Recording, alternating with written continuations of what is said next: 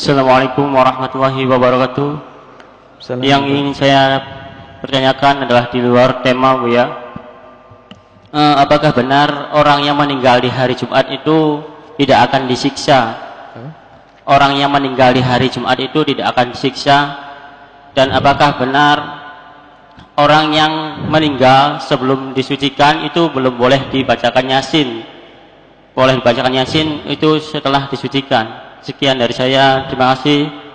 Wassalamualaikum warahmatullahi wabarakatuh. Imam Suyuti rahimahullah ta'ala mengumpulkan riwayat tentang keutamaan hari Jumat, dan diantaranya menyebutkan bahwasanya termasuk keutamaan orang yang meninggal hari Jumat ya, adalah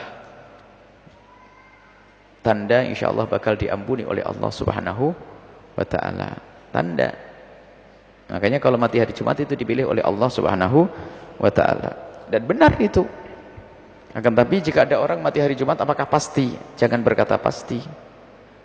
Karena mungkin ada dosa yang menjadikan tidak diampuni oleh Allah, kesyirikan dan seterusnya.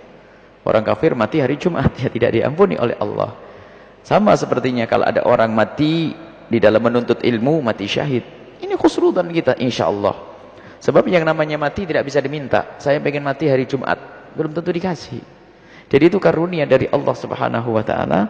Seperti meninggalnya seseorang dengan kemampuan untuk mengucapkan kalimat syahadat juga kemuliaan. Mati hari Jumat kemuliaan. Benar itu. Akan tapi jangan berkata, sudahlah saya enggak sholat, enggak apa, yang penting saya mati mau Jumat. Siapa yang bilang kamu mati hari Jumat nanti? Hah? Jadi bunuh diri dari Jumat. Neraka lagi enggak ada itu semuanya. Jadi tanda, kata Imam, itu diukil dari Nabi SAW itu, mati hari Jumat adalah mati mulia. Insya Allah diampuni oleh Allah Subhanahu Wa Taala. Memang benar seperti itu. Cuman maknanya apa? Berlaku untuk siapa? Untuk orang yang setelah mati baru kita husnudzonni, husnudzon kepada dia. Bukan untuk kita agar kita ngentengin, enggak. Itu salah paham. Misalnya apa? Yaudahlah, kalau biarin begini aja lah. Yang penting saya mati hari Jumat. Rebu matinya. Maju 2 hari. Jadi enggak. Jadi maksudnya itu adalah untuk kita husnudzon, dan memang ada kabar dari Nabi SAW. Baik, seperti kalau ada orang meninggal dalam menuntut ilmu, diampuni oleh Allah. Cuman bukan berarti saya mau maksiat aja sambil terus hadir pengajian biar saya mati di majelis ilmu.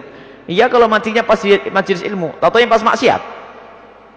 Ini hanya tanda-tanda kemuliaan, dan kita husnudzon kepada orang yang meninggal di majelis ilmu, orang meninggal waktu haji dan umroh, orang meninggal ya dalam keadaan sakit mendadak, orang meninggal karena sakit perut, husnudzon. Dikatakan orang meninggal sakit perut, wanita melahirkan, diampuni oleh Allah, diampuni oleh Allah Subhanahu Wa Taala.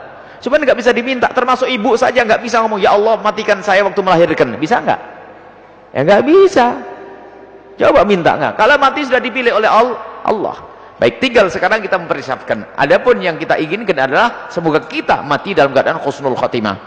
Itu hanya cara melihat orang yang sudah mati di hari Jumat, kita husnudzonni bahwasanya insyaallah matinya adalah mati husnul khatimah, mati baik, dimuliakan oleh Allah. Kalau memang dia ahli la ilaha illallah, kalau bukan ahli la ilaha illallah nggak ada kebaikan untuknya. Karena apa? Bukan ahli iman. Baik, kemudian yang kedua, membaca Yasin sebelum dimandikan. Enggak ada sebelum dimandikan, sebelum mati, saat mati, sebelum dimandikan, setelah dimandikan, boleh semuanya.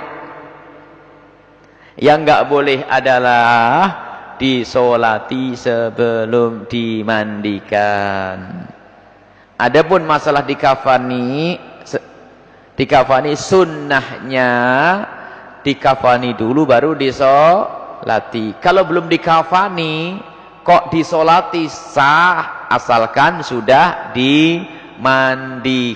Jadi bukan baca Yasin. Yasin mah boleh, sebelum mati pun juga boleh.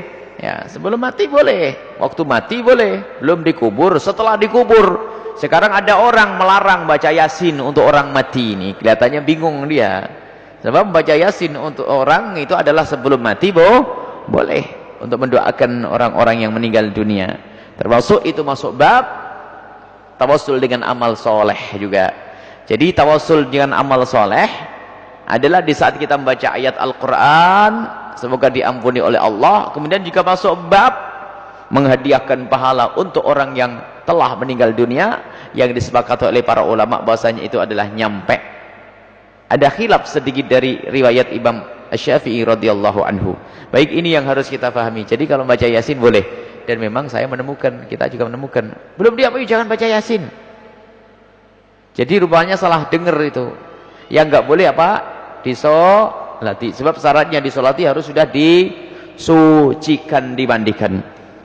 Bahkan sampai dikatakan oleh Imam Ramli rahimahullah ta'ala, kalau ada seorang anak meninggal dalam keadaan belum disucikan secara sempurna, maka tidak disolati. Contoh, ada seorang wanita meninggal dunia. Di tempat tersebut tidak ada wanita yang bisa memandikannya. Sebab kalau yang meninggal wanita, yang memandikannya adalah wanita. Kalau yang meninggal laki-laki, yang memandikannya adalah laki-laki.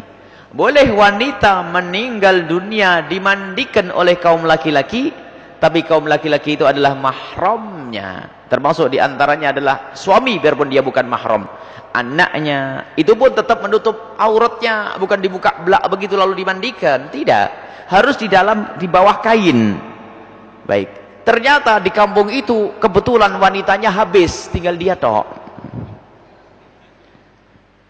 Ditanya saudara, paman-pamannya juga sudah enggak ada. Yang ada kaum laki-laki yang lainnya. Maka bagaimana hukumnya?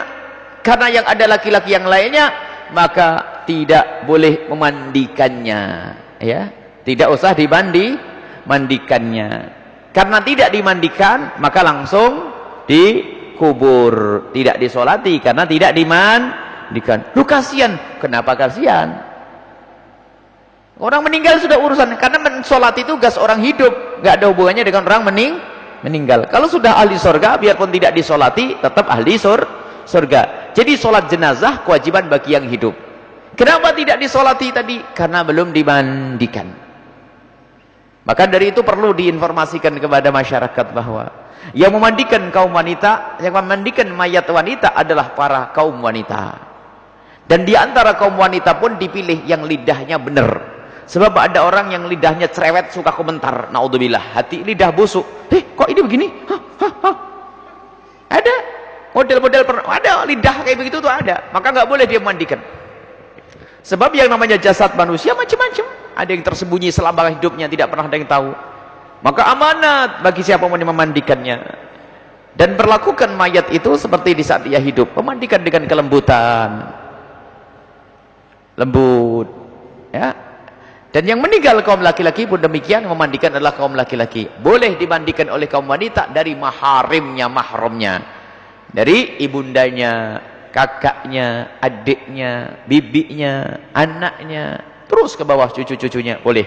Tapi kalau orang lain dimandikan tidak. Selagi tidak dimandikan maka tidak disolati. Ini masalah solat. Jangan salah dalam hal ini.